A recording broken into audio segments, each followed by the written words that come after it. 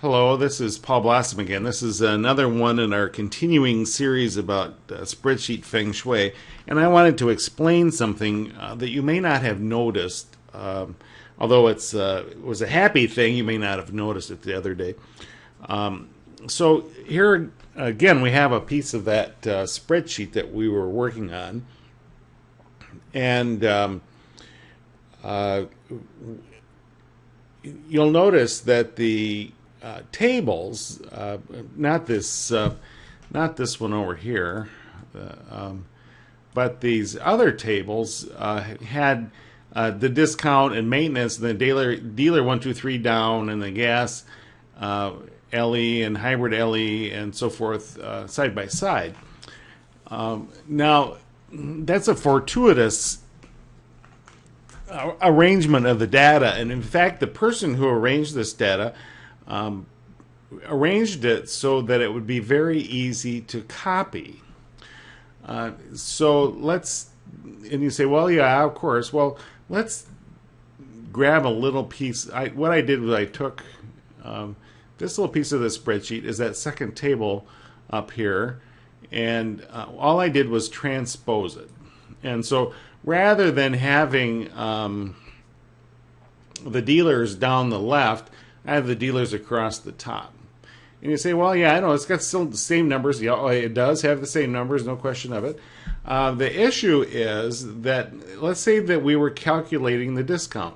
And rather than using the number from the H3 table, what we did was grab that same number from the table with H9 in it. So all I'm going to do is go up here and edit this to say H9. Okay.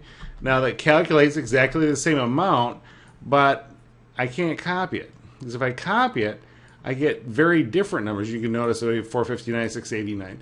And the different numbers are because what we have are the discounts for on dealer 1, not dealer 2 and 3, but we have dealer 1, the hybrid discount and the sales tax discount.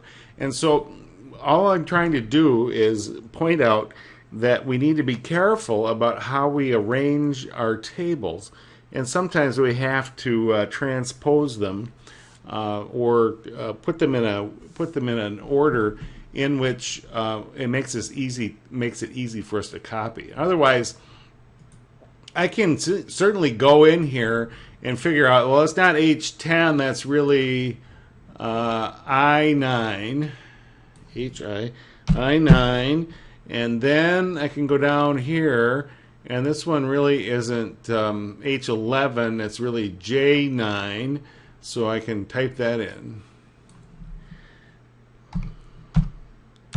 But as you know, copying is a whole lot quicker and less error prone than typing in all of the formulas one by one. So you're well served to pay attention to which way you would like the data to come out in the end, and then arrange your data tables, however they need to be to make it so it's easy for you to copy. It makes it much faster to do your spreadsheet and much more error prone. Or excuse me, much less error prone. How's that? Is that any better? Now, there's a little story I'd like to tell. You know, I like stories.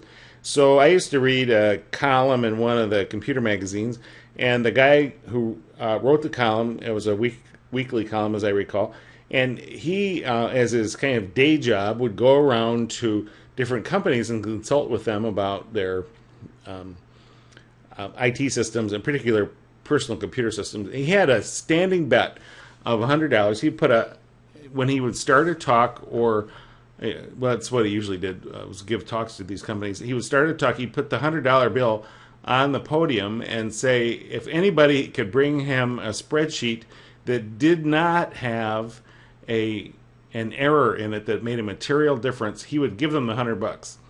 And so when he'd written the article, he'd said that he'd been to 300, as I recall, 300 different companies, made the offer, and no one had brought him a spreadsheet that did not have a mistake that made a material difference. Now, the other way to say that, of course, is that in each company, all the spreadsheets that were brought to him had errors in them. So we have to be careful about creating errors. And you recall the subject of Feng Shui part 1 was making it easier for us to put a spreadsheet together that might not have an error, or one that was easier for us to troubleshoot what errors there would be.